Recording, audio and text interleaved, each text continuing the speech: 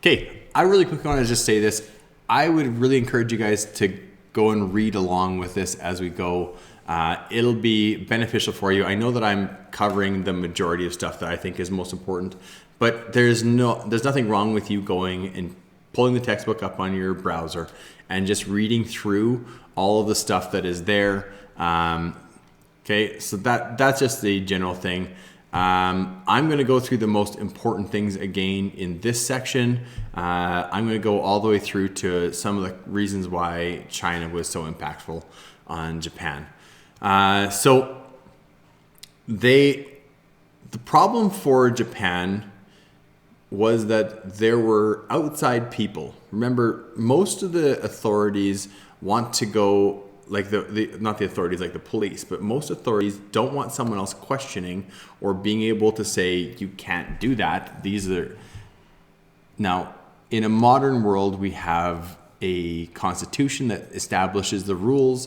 These are the things you're allowed to do. The things over here or over here, you're not allowed to do. You can do these things. This not okay, this not okay. These are the rules.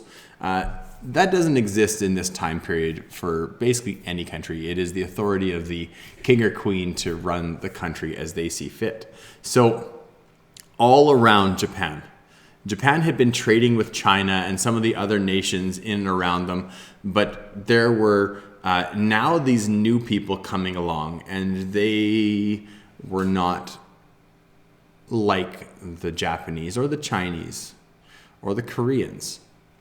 They were new people and they had new things, and they had new ways of doing things that were different.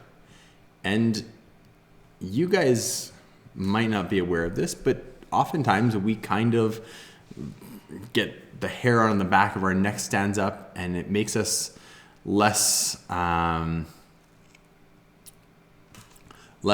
to new things sometimes.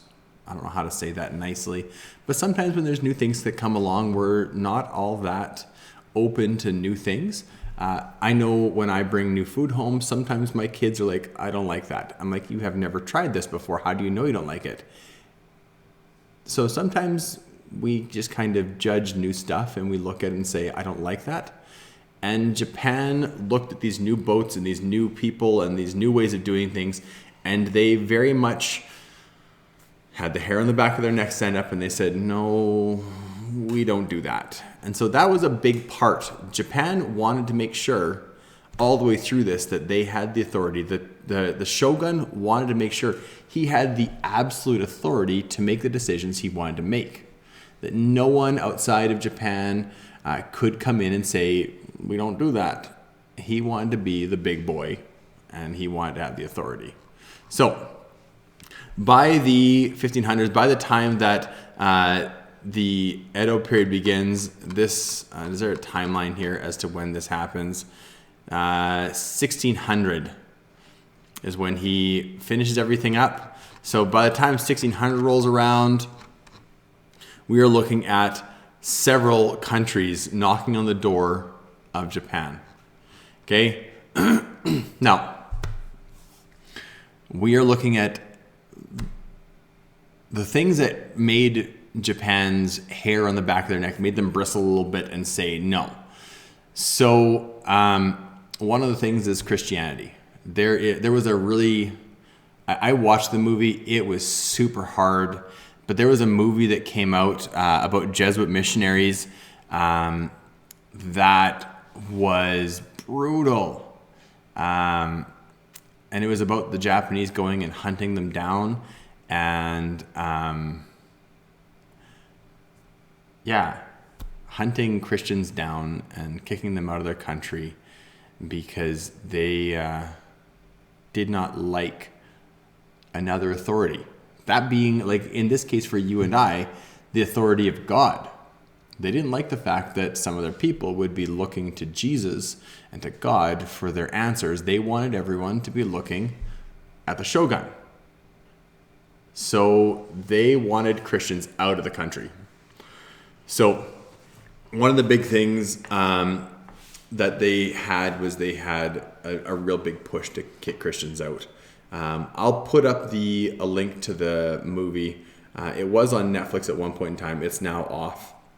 Really interesting movie. Very hard to watch. About them hunting down Jesuit missionaries. So after the death of the Bakufu, okay, so the Bakufu is the military government. Military governments, you might not know this, but military governments exist all over the world. When the leader of Egypt fell during the Arab Spring, the military just came in and started running the country. And they were, in their own way, bad for Egypt too. And I don't think that the Arab Spring was an uprising to try and end the authority of a dictator. And they went from one dictator to another dictator, which was the military government. Anyways, so the military government was the people that ran. It was the shogun was the head of the military government, the Bakufu, but the Bakufu was the bigger government that kind of ran everything. Anyways, so they saw the Christians, they saw the Jesuit missionaries, they saw these Europeans coming along and converting a whole bunch of Japanese to Christianity, giving them hope for something bigger than themselves. And they really didn't like it. And so they wanted to. And so at certain times they did people. Anyways, they were also really worried. So this Christian daimyo means that when one of the warlords would go and convert to Christianity, he would make his entire province, his entire daimyo would convert to Christianity as well. He would make that law. And for the Bakufu and for the shogun, that's a problem because, again, you now have an entire province that is following someone else's authority. So in order to quash this, in order to literally stomp it out, I can't think of the name of it, but they actually, when they would find someone that was a Christian, they would bring along a bronze cross and they would make them literally stomp on the bronze cross. I will find it and I'll bring it up later on. But they would literally make them stomp on the little bronze cross, and to show that they were, I don't like Christianity. Anyways, this word edicts are basically laws. So the Bakufu, which is the shogun's governing body, the military government, the Bakufu passed laws that made Christianity illegal. So these are the laws. This national seclusion policy, this is the laws, the edicts that were passed by Japan, and they're really interesting, okay? So, Closed Country Edict of 1635, Japanese ships are strictly forbidden to travel to foreign countries. So if you're Japanese and you travel to China, you're in trouble. You're definitely facing prison. You may face death. Okay, no Japanese permitted to go abroad. Anyone who attempts to do so must be executed. If you are, I realize this isn't a very nice way to think about this, but if you are tainted, poisoned by the outside world, you will face death. So, if any Japanese returns from overseas after residing there, he must be put to death. If any southern barbarians, that's you and I. If any Europeans are in Japan, if they teach Christianity or commit crimes, they must be put into prison. No single city. Okay, this is a really interesting one. If your city is trading with a ship that comes into the port at, I think it's Deshima, which is where the European trips were allowed to come into this island in the middle of a big harbor, they would come into the island and they would live there, and they would be able to trade goods with people that would come to buy goods from the outside world. But none of the cities were allowed to buy an entire ship's worth of cargo, no matter how rich they were, because again, that would give them an upper hand and would possibly create imbalance, and it may become a threat to the shogun. So this rule here was they couldn't buy an entire ship's worth of stuff. And Portuguese ships were banned. Why were Portuguese banned? Because Portuguese were Catholic. So Portuguese, when they would land in the port, they would also bring with them missionaries to try and convert. people to the Catholic faith.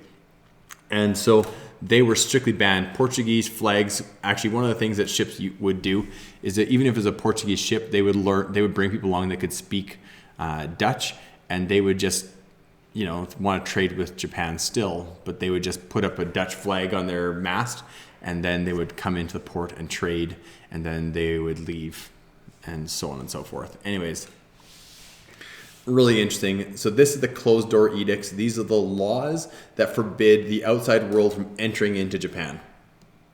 Okay. This is important. Confucian values. Confucius is a great thinker of Chinese origin, and Confucianism emphasized a relationship between human beings rather than an idea of a god or higher power. So it is an interpersonal philosophy, not a theology. It's not God-centered. So it's a philosophy about the way that you and I interact with each other. And this is Confucian values are eventually kind of evolved into a religion inside of Japan and for people in the Western or in the Eastern world. Anyways, the way that this was adapted by the Tokugawa shogunate is this, and this is really important. And this is really important because a lot of this is still seen today. And there's certain aspects of Japanese culture that you will still see today that are really important. So, first rule, like following those Confucian values of relationship between people, the shoguns were expected to rule in a caring manner.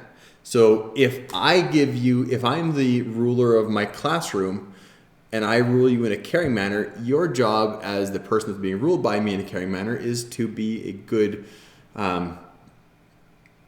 servant or a good, in your case, pupil or student back as a result of me being so caring. Your reciprocal thing that you should do is be a good student and care back for me in the way that I am caring for you. So that loyalty to carry out functions that were expected in their class within the hierarchical society. Now remember, Japan was extremely hierarchical. We'll talk about that again in a little bit because there are more laws. You're going to find out that the shoguns, they liked them some laws. So the importance of the past, traditions, yada, yada, yada. Confucian ideals meshed with Buddhism. So this is where Confucianism and Buddhism were married together and they became the religion Shinto. One of the really important things inside of Shinto is actually taking care of your elders. One of the reasons why the oldest people alive today are Japanese, typically, is because, modern day Japan has fantastic healthcare. The other big thing is that instead of taking your senior citizens when they are no longer able to really function, instead of just shipping them off to the old folks home, people in Japan actually keep their parents at home and they take care of them into their old age. And so Japanese have a really high life expectancy. And that is actually part of that whole Shinto belief system that is still dominant inside Japan, is people are expected to take care of their elders, because if you take care of your elders, your ancestors are very important, and that kind of cascades down the line. And this whole thing, schools are set up to follow a form of studying based on observation and questioning. Now this, a form of studying based on observation and questioning, this is critical. I can't stress this enough. When we get to the Meiji Restoration and we have all of our people coming along and jumping into the modern world, our Japanese people coming out of the Edo period into the Meiji Restoration down the road, this is going to be really important. And I'm going to talk, I admire this aspect in a big way. It's pretty blunt here. So as the Edo period ended, questioning observation allowed Japan to quickly understand and learn Western scientific, medical, and technological knowledge.